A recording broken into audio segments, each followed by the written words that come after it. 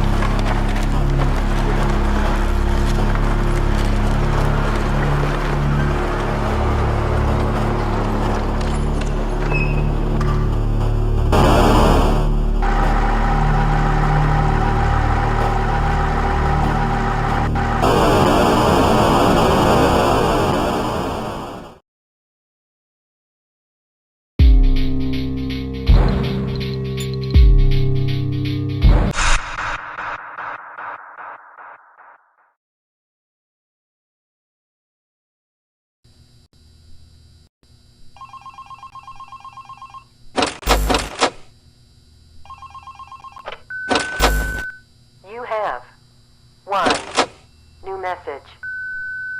Still here, I see. Awesome job these last 2 nights. You're already way better than our previous night guard.